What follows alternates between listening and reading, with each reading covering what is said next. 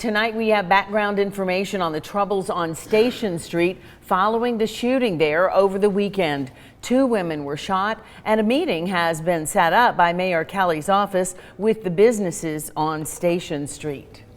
A Local 3 News investigation found a Station Street bar owner was warned as early as August of 2021 about possible violence. We learned this through multiple public records requests that we filed over several months. On body camera video recorded in October, officers can be heard expressing concern to the owner of the Blue Light about gang activity at the bar after a particularly violent night on the street.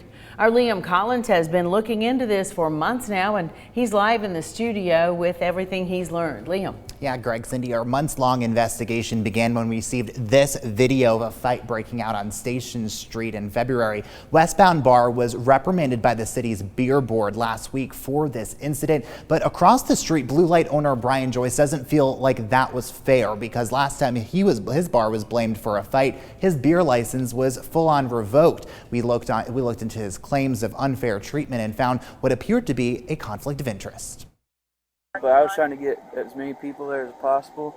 We just prevented a shooting. After a fight on Station Street in October, body camera video shows officers saying they believe it could have been worse. There was a lot of people out in the street. That could have been bad if they just start open firing on each other. Police say this redacted video shows as many as 25 people fighting on the patio after leaving the bar, the Blue Light. Police noticed people in the group were wearing gang colors, and a man pulled out a gun before officers stepped in. We have had gang members.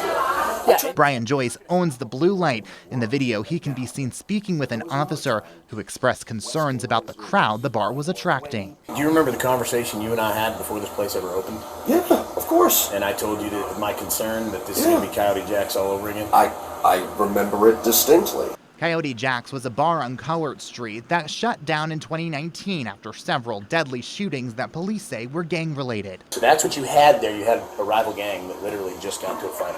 That's exactly right. Yeah, it was a rival gang. Since that October fight, Joyce told Local 3 News he has changed security teams and increased the number of armed guards. We asked a Chattanooga police spokesperson if he believes the bar has since taken appropriate action, to which he replied, "Time will tell." There's only so much my security team can do inside the bar. There's only so much that Chattanooga police can do outside the bar.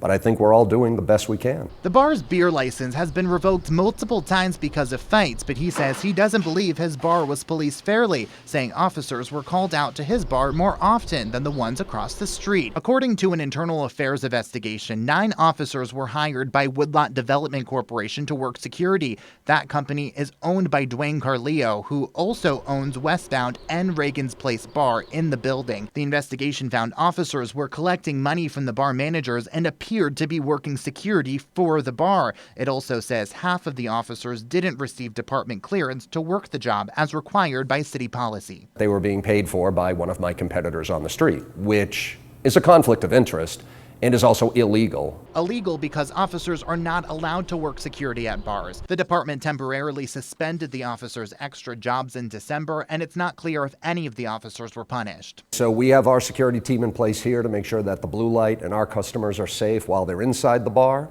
I think Chattanooga Police has been doing a great job patrolling the street. Joyce says he asked the city to increase the number of officers patrolling Station Street, and he says that has happened since the mass shooting on Macaulay Avenue. I think the city has a good plan in place. They've already stepped up police enforcement of this street. That enforcement was here this past weekend. They'll be back again next weekend. Dwayne Carleo, the owner of Westbound and Reagan's Place bars, also declined our request for an on-camera interview, but responded to our questions about the internal affairs investigation, saying in part, quote, "Had the officers been allowed to remain present, the recent violence would likely not have occurred," referring to last weekend's shooting on Station Street. Now, 4 officers did have extra work files to work those jobs, but the investigation determined that the officers would often get paid by bar managers, Cindy, which is against city policy as well. Right.